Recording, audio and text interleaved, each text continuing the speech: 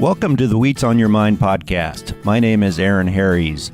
Wheats on Your Mind is brought to you by the Kansas Wheat Commission and Kansas Association of Wheat Growers. On this episode of the podcast, we are visiting with Jason and Justin Ochs from Syracuse, Kansas. Jason and Justin Ochs founded Plum Creek Farms in 2007. They're in Hamilton County in western Kansas. Jason and Justin, thanks for joining us. Thanks, Aaron. Thank you. Well, let's talk about Plum Creek Farms. Tell us the origin story of how everything got started, and I'll let one of you decide who's going to tell the story. Well, back in 2006, 2007, we had the opportunity to purchase some farm ground, and we didn't know what to name the entity. So my dad actually came up with the idea. Plum Creek ran through the farm that my grandmother grew up on. So we thought that is a perfect name for the farm, Plum Creek Farms, because of that. And how far back does farming go in your family, Jason? I believe we'd be the fourth generation that I'm aware of. Okay. Fourth generation in Hamilton County. Both sides. On the Ochs side, Grandma and Grandpa Ochs, both of their families farmed. So fourth generation. And then on my mom's side, we would probably be the third generation. Justin, you used to work for a local cooperative, and I believe you're farming full-time now, aren't you? I'm farming more. I did start my own chemical and fertilizer company, so independent there after I quit the co-op, and then helping a lot more on the family farm now.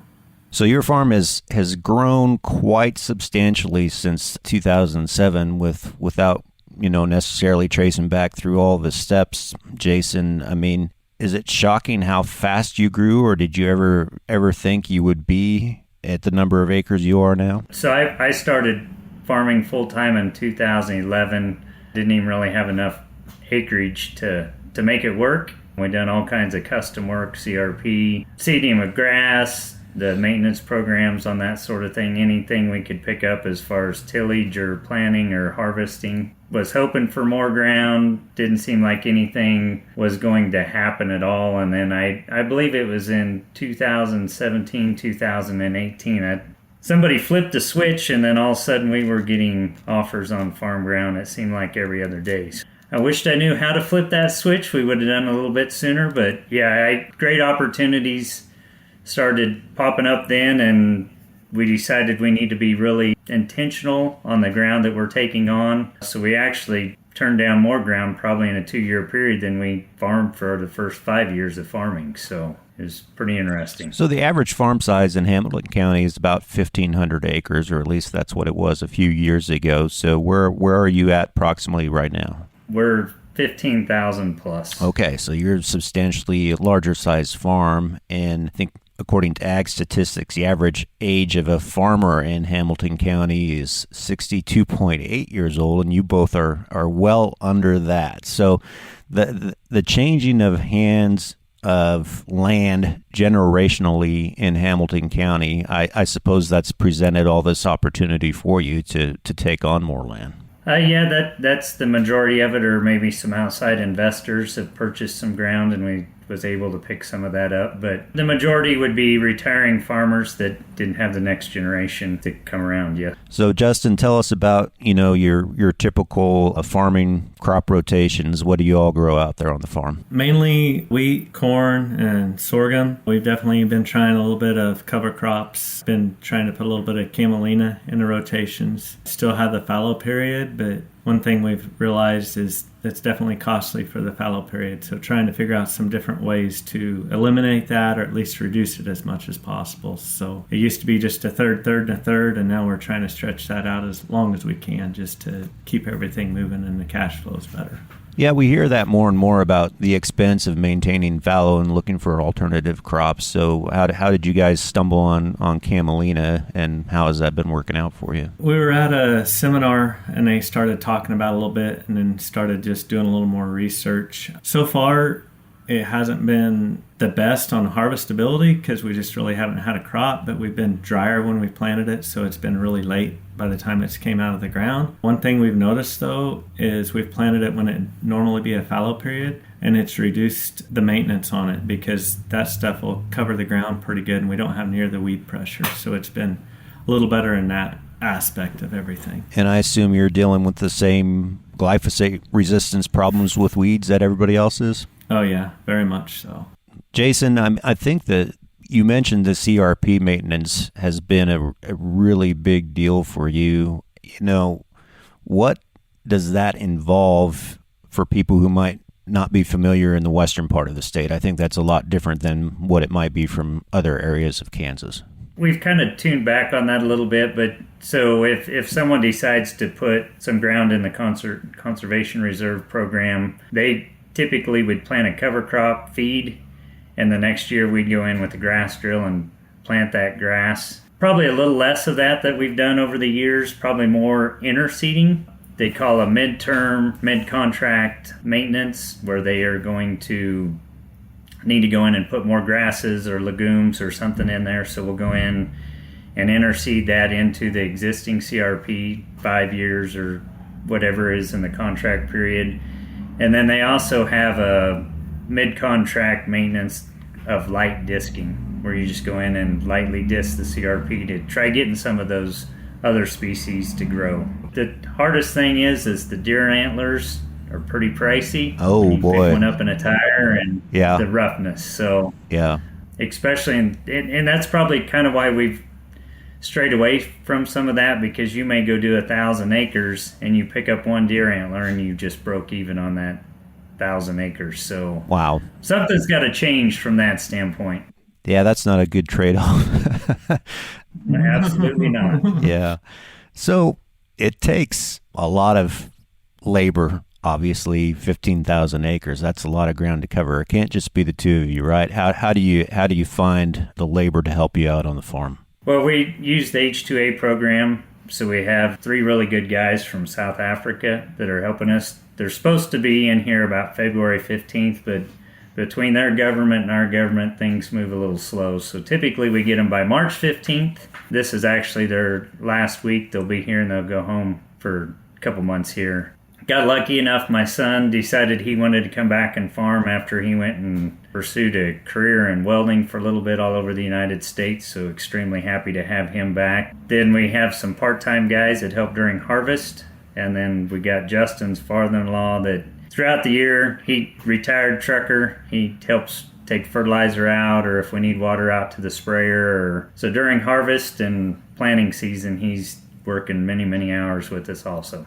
So what are some of the restrictions or challenges with that visa program, if you could wave a magic wand on how you would change things?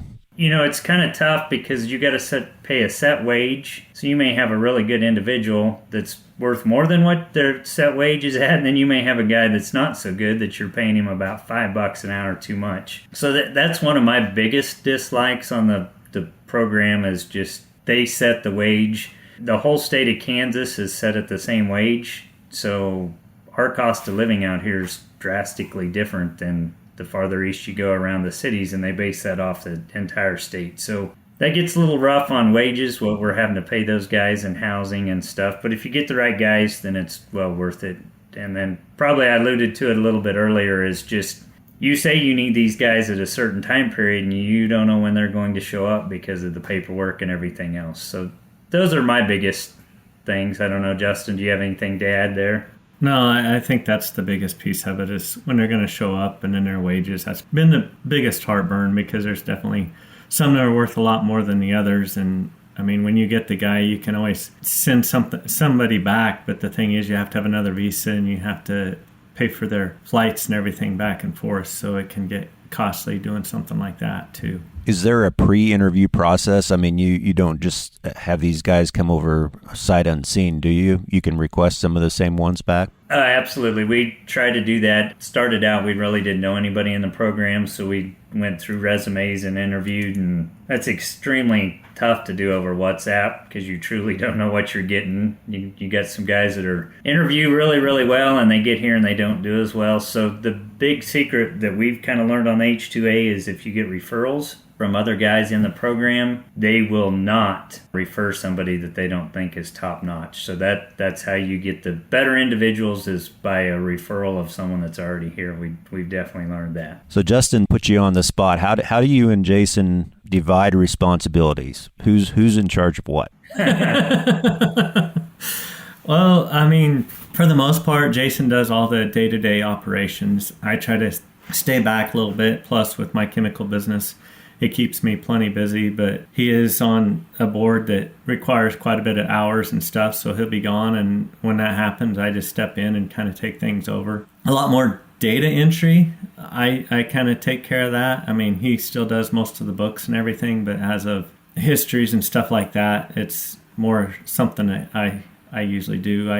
I've sat behind a computer for many years, so I guess with my old job, and so this is kind of where I sit a lot. So that's kind of how we divided it up. I'll go scout field still because I probably have a little more experience, on the crop scouting, and I'll go do that. But for the most part, Jason does the day-to-day, and until he's gone, and I'll step up there a little bit and help him out. So distance-wise, are you all in Hamilton County, or how far do you reach out? We're about a 35-mile radius around Syracuse, so we got a little bit of ground in Kearney County, Greeley County, and also into Colorado.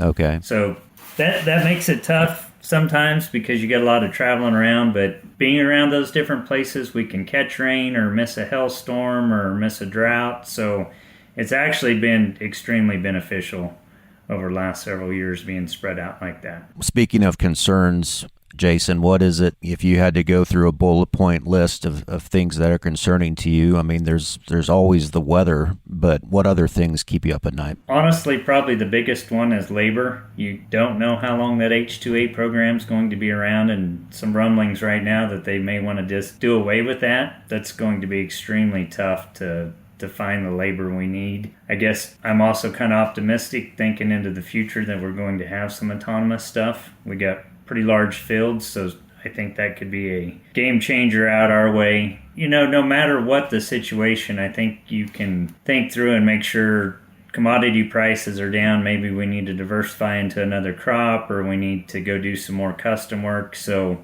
I work really hard on the break-evens to make sure that we stay very conservative from that standpoint. So regulations and labor are probably the two biggest things. Are they going to do away with some chemicals that we have to have? Because it would be a disaster if we got rid of some of our chemicals. Now, we want to keep those to a minimum, use the least amount we can to do the job we need, try to be smart from that standpoint, but we have to still have those. Crop insurance, is it where it needs to be for you guys? I mean, it's a fundamental tool, I assume. Extremely.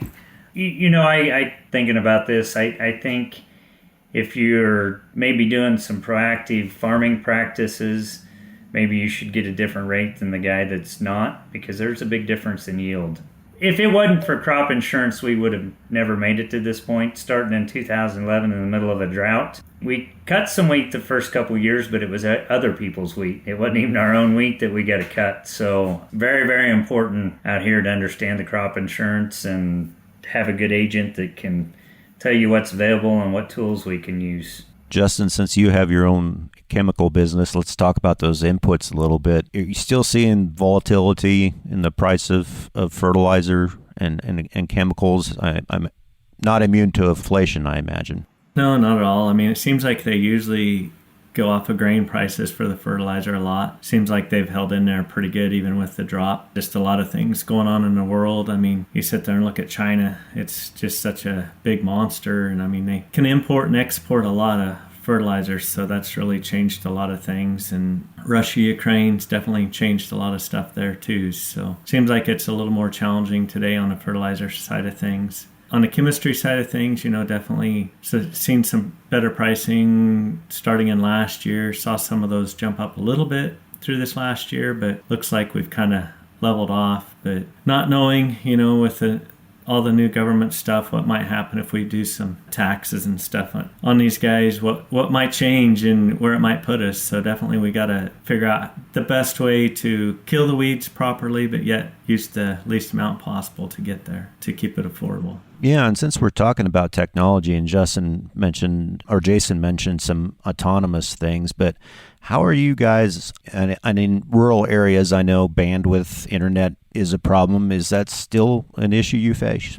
Very much so. I know they say a lot of times that we need broadband for all of the United States. I just love to have cellular service for all of my farm grounds. So we got boosters and everything, but that doesn't always work. I'm kind of excited. I haven't personally seen it, but one of the T-Mobile, they're saying if you don't have cell service, then you'll be able to use Starlink for cell service. That's supposed to be coming the beginning of next year, so I'm kind of excited about that. Using some of the RTK that was cellular based in the past, we've had to switch away from that because it was a nightmare not working. So I hope that technology is affordable and we can actually make that work coming this next year. So which one of you keeps up to date on all the software and the communications platforms talking to each other? Who drew the straw on that one? I think actually we both do, because we have different groups of people that we're around, or different boards we serve on, so we can get different perspectives. So we spend a lot of time, hey, I found this, I found that. So teamwork on that one, to be honest, and that's worked really well because each of us have found something that works really well that I don't think the other one would have ever found. Are those systems, do they need a lot more streamlining or uniformity? I imagine there's just so many options you choose from, and then do they talk to each other well, so to speak? That is a big challenge. They don't. We got to do a lot of double and triple entry on some of the information we want. He's the spreadsheet master, so he's got a spreadsheet for everything, I think. So he's got to put some entry in there, and then QuickBooks and Harvest Profit and John Deere Ops.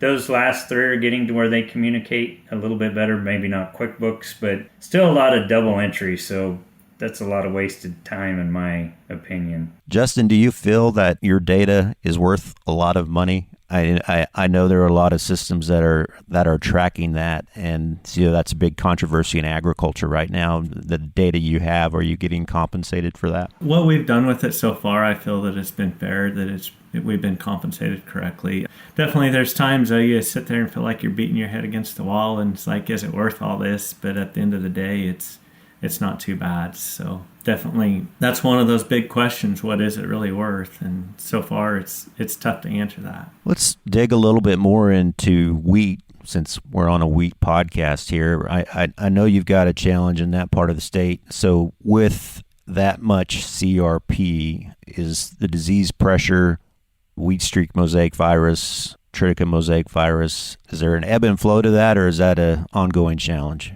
I'd say an ebb and flow. Last couple of years, we haven't seen quite as much of that. I think that's partly due to people understanding what causes that a little bit more. A lot of times, the last couple of years, it's been so stinking dry, the CRP's already dead and brown and everything else, so they're not harboring. But I think people are doing a much better job controlling the volunteers, so we've done good, new varieties. That's helped tremendously. So hopefully we're getting away from that a little bit more, but I guess time will tell if we get into a wetter spell what truly happens. I know you guys have taken advantage of a lot of the regenerative ag, sustainable ag programs that are out there, and there are a lot of them. Do you have any advice for people listening on what's the best way to track those down and to make the most of the opportunities available? I think number one, don't wait. Just even if you put 80 acres in or 1/4 in, just start tipping your toe in the water so you can figure out what works on your farm.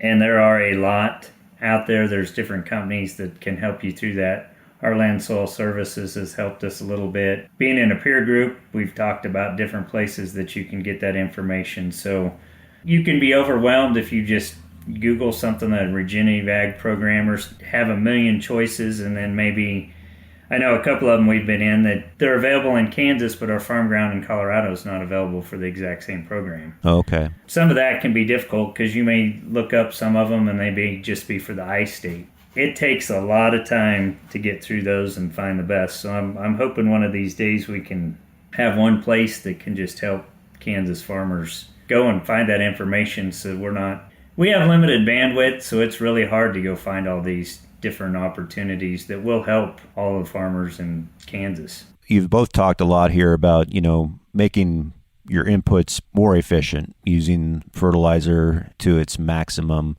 Any experimentation in biologicals or any of those other substances? Yeah, we've done quite a bit on biologicals, looking at different ones and doing a lot of side-by-sides. I don't know how many acres we've done of side-by-sides, but we've done numerous over the last, 3 years, I believe it is. But just trying to see what's working for us, because, you look at a lot of these biologicals and they're more for the Corn Belt, it seems like, not so much here in Southwest Kansas, where a lot more arid conditions and everything. So we're just trying to go through those, and we've been doing a lot of studying and reading and going to different seminars and things like that, just to see what's out there and try a little bit of everything to see what sticks. We've got to talk about water, obviously, where you are located in probably the lowest rainfall part of the state. I didn't ask if you have any irrigated land, but what can you do to help regenerative ag, sustainable ag programs, even government programs, understand how different a cropping system is in the high plains of the United States? It seems to me like some of these programs are just not designed for the high plains. Do you ever feel you're kind of getting left out of the mix there? Yeah, for certain. It's like the cover crop thing. We've been doing a little bit of that, but if you look at government regulations on that, it's a very high seeding rate, and we found that the lower seeding rates, actually, we're still getting some ground cover, but yet we're not drying the ground out and things like that. Just little stuff that definitely varies a lot. It's definitely kind of challenging to go by their rules to make that work, but we're just trying to figure out things on our own and just make it through. Well, looking ahead to the future a little bit, guys, I know, Jason, you said your son is back helping farm now. What is it that excites him about the future of farming? I think he's really going to embrace the technology. He's kind of watched what we've done with some of the biologicals and how we've cut back on some of the fertility and actually increased yields at the same time. The autonomous stuff, I think, where we can go out and do just as much work, but maybe have more family time, seeing sprayers that we are using less chemical, but we're keeping the fields cleaner, things like that. As we learn, the residue is probably our most important thing here. To conserve that moisture you was just talking about, the wheat stubble using stripper heads.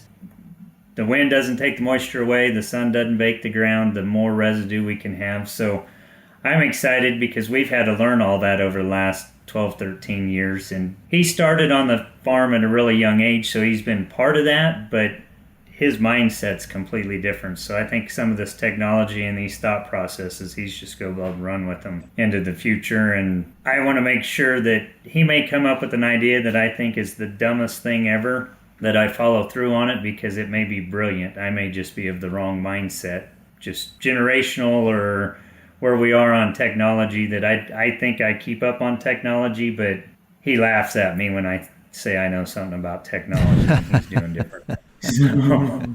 Speaking of the future, 10 years from now, is wheat still going to be a Western Kansas crop? I don't think we can ever get away from wheat because that residue is, like I said, with the stripper head stubble, I got yield maps that if for whatever reason we didn't have as good wheat stubble compared to the other, you can probably see as much as 100% difference in yield. That stripper head stubble is worth gold. We've not seen anything that will remotely replace it.